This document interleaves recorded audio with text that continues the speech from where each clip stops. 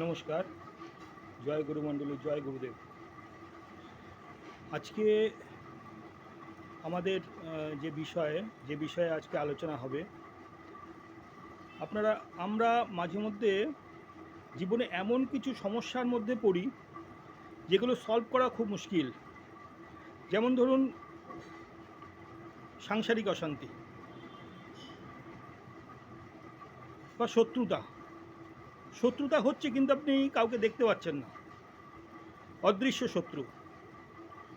বা অফিসে কর্মক্ষেত্রে কোনো সমস্যা, প্রমোশনের সমস্যা, বসের সঙ্গে সমস্যা।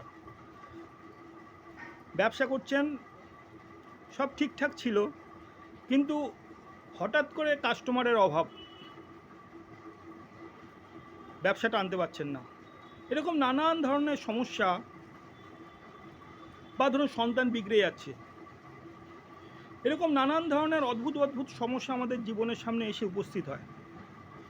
এই সমস্যা উপস্থিত হলে পরে আমরা কি করব? আমরা একটা জিনিস খেয়াল করুন, আমরা যখন ছোট ছিলাম, আমাদের বিপদে আমাদেরকে কে বাঁচাতো? আমাদের আত্মীয় স্বজন, আমাদের বাবা মা, আমাদেরকে যারা ভালোবাসতো। আমরা বাইরে বদমাইশি করে আসতাম, ঠিক তারা আমাদেরকে যে কোনোভাবেই হোক আমাদের দোষটাকে ঢেকে দিয়ে ঠিক আমাদেরকে বাঁচিয়ে দিত। ঠিক আমাদের জীবনেও এরকম যে সমস্যাগুলো আসে, সেই সমস্যাগুলোকে থেকে আমাদেরকে কারা উদ্ধার করবে?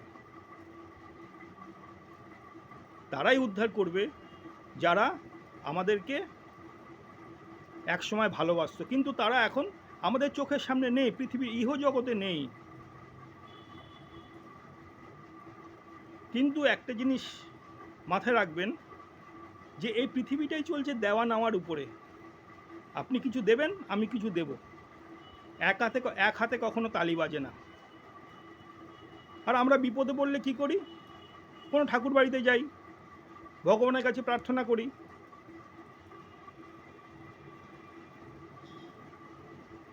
কিন্তু ভগবানের কাছে প্রার্থনা করলে কি আমাদের সমস্যার সমাধান হয়ে যায়? হয় না। তার কারণ ভগবান দাঁড়িপাল্লা নিয়ে বসে আছে। আপনি গত জন্মে যে কাজগুলো করে এসছেন, সে ভালো কাজ হোক খারাপ কাজ হোক, এই জন্মে ঠিক সেই কাজের ফলটাই আপনি ঠিক পাবেন। তাহলে আমাদেরকে কে রক্ষা করবে? আমাদেরকে রক্ষা করবে তারাই যারা একসময় আমাদেরকে ভালোবাসত।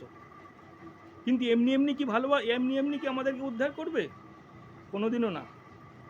তাদেরকে কিছু দিতে হবে, তাদেরকে তাদের পাথেয় দিতে হবে, তাদের খাদ্য দিতে হবে। কীরকম? মানে যারা ধরুন এই দেহেতে নেই, বিদেহী হয়ে গেছে, তারা তো আর আমাদের মতো খাবার খাচ্ছে না, ভাত খাচ্ছে না বা রুটি খাচ্ছে না। তাদের খাদ্যটা কি? তাদের খাদ্য হচ্ছে জপ। সেই জপ গ্রহণ করে তারা ঊর্ধ্বমুখী হবে। আপনি যত সেই কাজটা করতে পারবেন, তাদেরকে যতই প্লিস্ট করতে পারবেন, আপনি আপনার সমস্যা থেকে উদ্ধার পাবেন। অবশ্যই তার একটি নিয়ম আছে, সেই নিয়ম অনুযায়ী করতে হবে। আপনি করে দিলেন আর হয়ে গেল, তা তো হয় না। নিয়ম অনুযায়ী করলে আপনি অবশ্যই সমস্যা থেকে উদ্ধার পাবেন। এবার হচ্ছে, ধরুন আপনার চার্টে রবি ডাউন আছে বা ডিস্টার্ব আছে, তাহলে কি করবেন? পাথর ধারণ করবেন? শিকড় ধারণ করবেন? ঘরে বসেই একটা সুন্দর কাজ করতে পারেন। একটা তামার ঘটিতে জল নিলেন,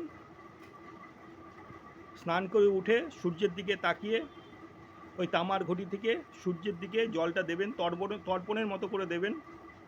আর ওম জবা কুসুম শঙ্কাশ্য প্রিয়ং মহাদ্যতিম ধান্তানিং সর্ব পাপগ্নং প্রমত অশ্মি দিবাকরম, এই মন্ত্র জপ করতে করতে সূর্যের দিকে তর্পণের আকারে জল প্রতিদিন দেবেন স্নান করে উঠে।